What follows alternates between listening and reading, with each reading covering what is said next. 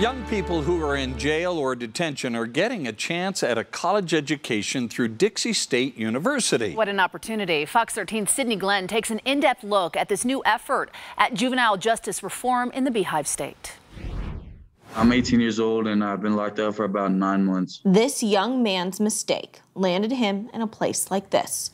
We won't be showing his face for privacy reasons. Before getting arrested, I was living in the slums. I wasn't doing nothing with my day.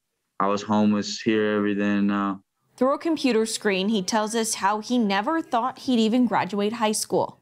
The next thing I ever thought was where I was going to sleep that night, what I was going to eat. So never thought of a further education, never thought of opportunities I could take. He has his high school diploma now, and he's getting something else soon, the opportunity to go to college. I was really shocked because I didn't know you could take college being locked up. The director of concurrent enrollment at Dixie State University says a staff member actually brought this idea up to him a little while back. And asked, can we make this possible? How do we build this?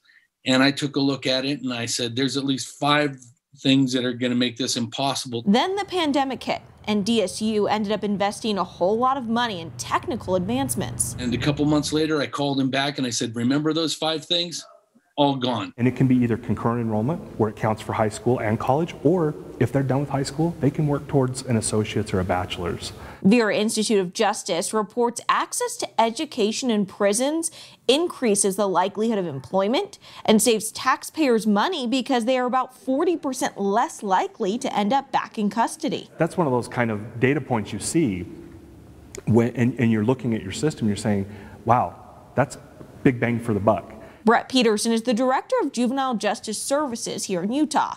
For about 5 years now, reform has been his goal. It takes time, but it takes kind of all hands on deck. So far, the state has seen an almost 50% decrease in low-risk youth ending up in detention centers, plus a 40% decline in assaults.